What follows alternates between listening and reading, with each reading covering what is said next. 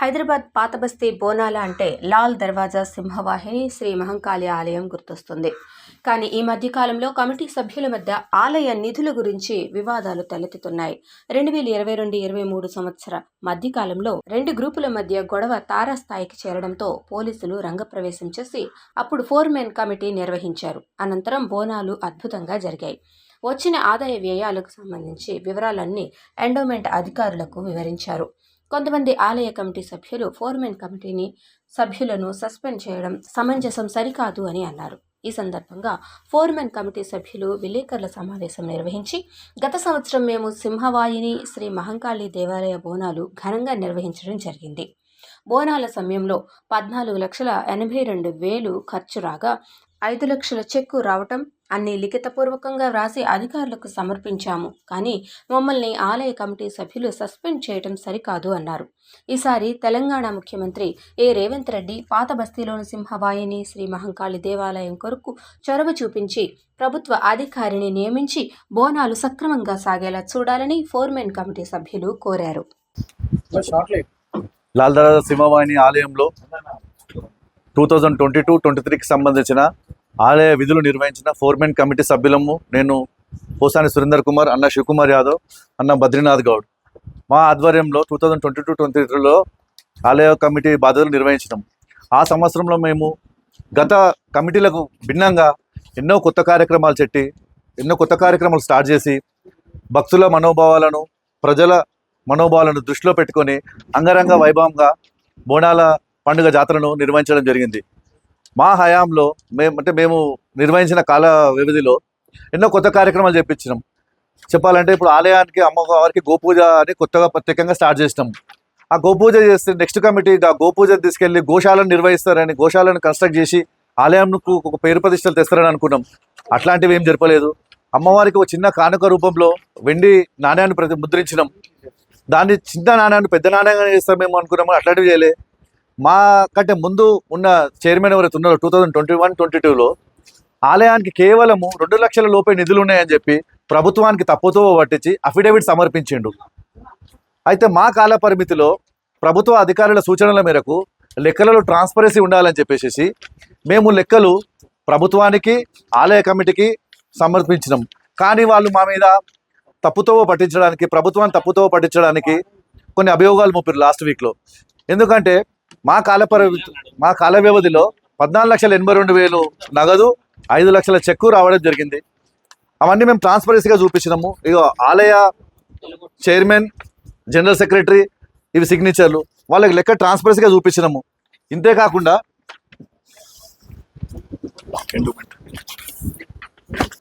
Endowment వారికి, collector గారికి, police శాఖ వారికి మరియు పోలీస్ కమిషనర్ గారికి అందరికీ మేము అకౌంట్ ట్రాన్స్పరెన్సీగా చూపించినాం.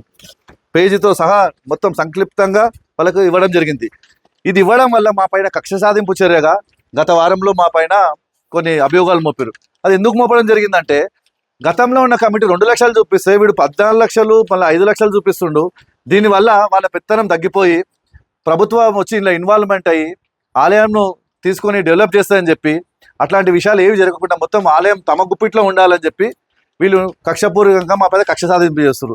ఇది చెప్పాలంటే లాల్ దర్వాజా సింహవాహిని ఆలయంలో నిధుల గోల్మాల్ జరుగుతుందండి. కక్ష సాధింపులు జరుగుతున్నాయి. ఎందుచేత అంటే మేము అకౌంట్స్ క్లియర్గా గవర్నమెంట్కి సమర్పించేందుకే మా మీద కక్ష సాధింపు చేస్తారు. లేకపోతే ఈ కక్ష సాధింపులు ఉండకపోయేది. మేము కూడా వాళ్ళలో కలిసి వాళ్ళు చెప్పిన మాటలు విన్నందుకు మంచుకుంటుండే. ఇంకో విషయం అండి, ఆలయ నిధులతోనే ఒక ప్రైవేట్ ప్రాపర్టీ పర్చేజ్ చేసారు. ఆలయ నిధులు ఎవరైనా నిధులు ఏదైనా ఆస్తి కొనాలనుకుంటే ఎవరు నిధులు ఉంటే వాళ్ళ పేరు మీద ఉంటారు. అట్లాంటి ఇంత పెద్ద అమ్మవారి పేరు పైన బ్యాంకులో ఉన్న అకౌంట్లో నుంచి డబ్బులు డ్రా చేసి అమ్మవారి పేరు మీద ప్రాపర్టీ కొనకుండా వేరే ప్రైవేట్ వ్యక్తుల మీద ప్రాపర్టీ కొనడం జరిగింది. అట్లాంటివి మేము క్వశ్చన్ చేసినాం. మీటింగ్లో క్వశ్చన్ చేసినందుకు ఇవన్నీ మా ఒక మైండ్లో పెట్టుకొని మా మీద టార్గెట్ చేసి మమ్మల్ని కమిటీలో సస్పెండ్ చేసినాము, అది చేసినాం అని చెప్పి కొన్ని వార్తలు బయటికి ప్రచురించడం జరిగింది. మేము లాస్ట్ వీక్ వెళ్ళి ఎండోమెంట్ డిప్యూటీ కమిషనర్ మరియు అడిషనల్ కమిషనర్ కలవడం జరిగింది. మేము సంక్షిప్తంగా మొత్తము మా డీటెయిల్స్గా లెక్కలు కానీ, గతంలో సమర్పించిన లెక్కలు కానీ మరొకసారి కాపీలు సబ్మిట్ చేసినాము. ప్రభుత్వ అధికారులకు డిమాండ్ చేసినాం ఏమనంటే, ఇక్కడ ఆలయంలో చాలా గందరగోళ పరిస్థితులు ఉన్నాయి. ఆలయం డెవలప్మెంట్ కావాలంటే ఖచ్చితంగా ఆలయానికి ప్రభుత్వ అధికారులు రావాలి. ఆదాయం స్వాధీనం చేసుకొని మంచిగా డెవలప్మెంట్ చేయాలి. అందరూ కలుపుకొని అంగరంగ వైభవంగా యావత్ ప్రపంచంలో తెలంగాణ జాతి గురించి మన సంస్కృతి గురించి తెలియజెప్పే విధంగా పండుగ జరిపించాలని కోరుతున్నాం. ఎన్నో రోజుల నుంచి గత ప్రభుత్వాలు ఈ లాల్ దర్వాజా ఆలయం సాకుగా చూపి ఎలక్షన్ల ముందు కొన్ని తూతు మంత్రంగా పనులు ప్రారంభిస్తామని నిధులు రిలీజ్ చేస్తామని చెప్పి ప్రకటించారు. కానీ ఇప్పటి వరకు ఒక్క అడుగు కూడా ముందడేలే.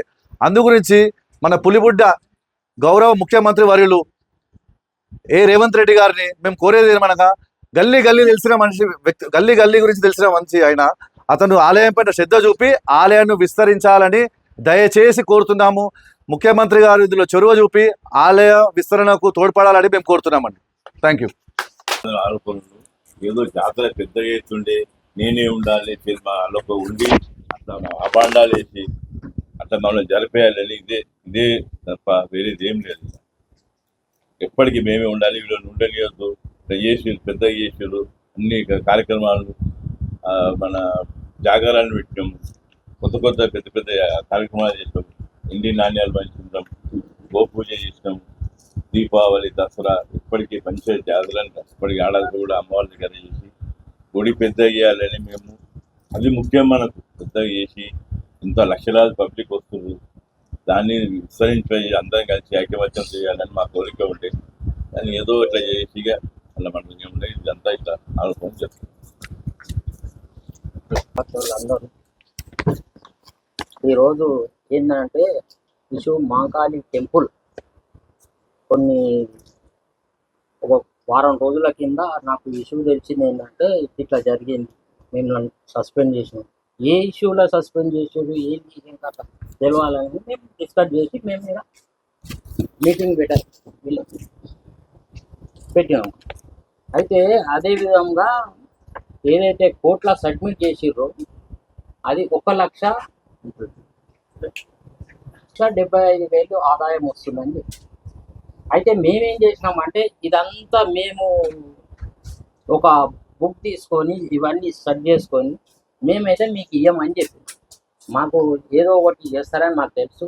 ఫోర్మెన్ కమిటీ ఉన్నప్పుడు వాళ్ళను కొద్దిగా మాకు డిస్టర్బ్ చేసి, ఇంకోటి ఏంటంటే మీ దగ్గర పాత బుక్ ఉండే కదా అది ఇవ్వమని చెప్పి, లేదా అది కోర్టులో సబ్మిట్ చేసినామని చెప్పి. తర్వాత ఏం చెప్పిర్రు అని అంటే ఇప్పుడు మాదే మేము లెక్కలు చూపెడతాం రాండి అని. ఇంకెందుకు చూపెడతావు, అవసరం లేదు, ఉండని ఏడాకపోతుంది మేము చూద్దాం అని చెప్పి. ఇంకోటి కోర్టులో ఏమని సబ్మిట్ చేసినారంటే 1,75,000 ఆదాయం వస్తుందని కోర్టును పక్కతో పట్టిస్తుంది. ఇగో ఇది ఉన్నది.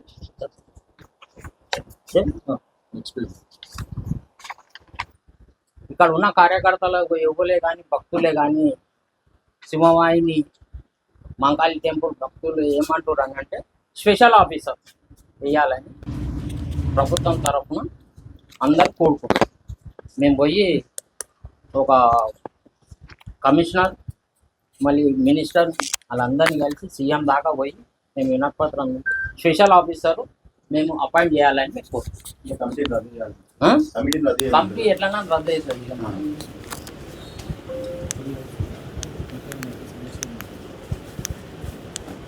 ఒక మేము 15 years నుంచి చూస్తున్నాము ఆలయ కమిటీకి ఒక్కటేసారి అధ్యక్షులు ఉంటారు.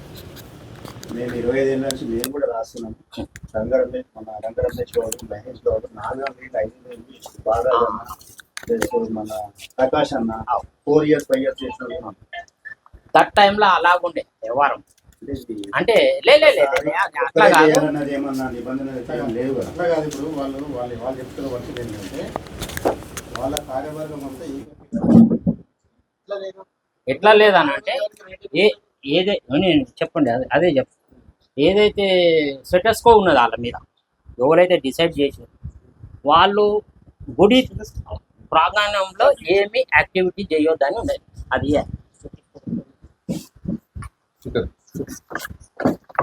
అదే స్టేటస్కో ఉన్నది ఆల్రెడీ. 11 మంది ట్రస్ట్ ప్లస్ వీళ్ళు ఏది యాక్టివిటీస్ చేయొద్దు.